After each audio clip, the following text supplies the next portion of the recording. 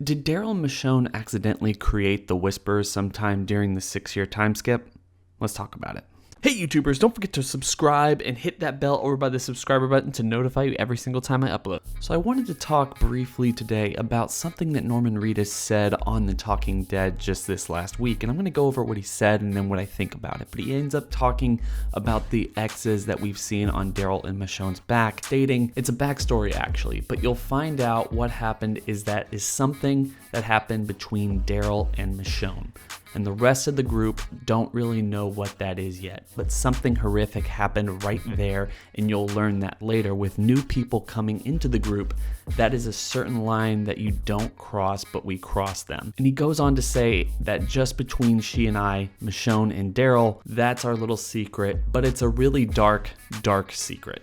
Okay, I feel like this is rather interesting when we're looking at the scars between Daryl and Michonne on their back, and also trying to create the Wishiperers, kind of put them in the television show and explain who they are and their backstories and what the beef is going to be between Rick's old group and now these Whisperer people and how they're going to kind of come clashing head to head. Of course, the mid-season premiere did show us that they took Lydia, and that's going to be one of the reasons that Alpha is going to go look for Lydia. It kind of lines up a little bit with the comic books. And then you also have Henry taking on Carl's role, probably Carol taking on the Rick role in that situation, maybe even Daryl, probably most likely Daryl.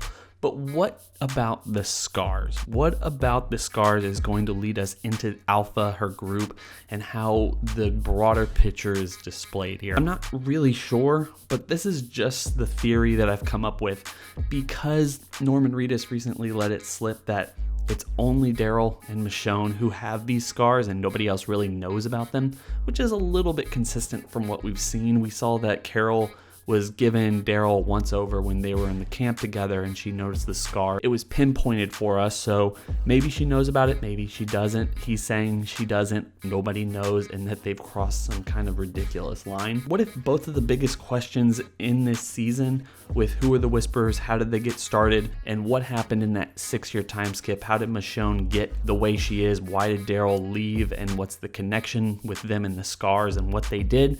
Is all kind of commingled into one answer.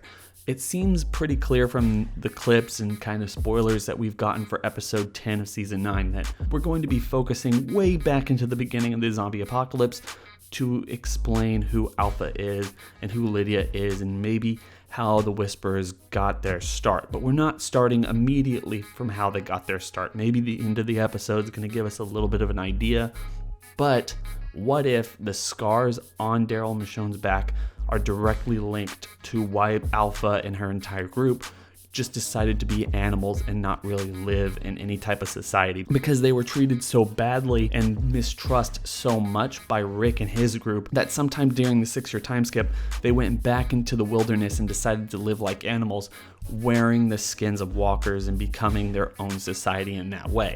And because of what Michonne and Daryl did to maybe Alpha and her group, or maybe just some people who ended up starting the Wishiperers, and maybe what these X's are trying to symbolize is Michonne and Daryl marking themselves to remember this past and these dark decisions that they had to make that ultimately led to the creation of Alpha and her group. And maybe not just even Alpha, maybe she just comes later and she's risen through the ranks to become the Alpha of the Whisperer community, but in fact it got started because of what Michonne and Daryl did to that initial group of people that they sent out into the wilderness in something incredibly dark that nobody else knows about. And it's just Michonne and Daryl's way of remembering. They went to that level. They don't want to have to go back to that level again. They've marked themselves and they've decided to live in relative obscurity, not letting people into Alexandria.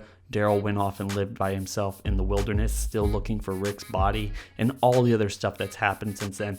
And maybe if there were new people coming in, maybe a substantial group of new people coming in that would later become the Wishiperers, and they all just inevitably disappeared, maybe that can explain the splintering of the communities. Not every single community trusts each other, and maybe that's why Maggie doesn't like Michonne, because Maggie knew that Michonne was keeping a huge secret from her.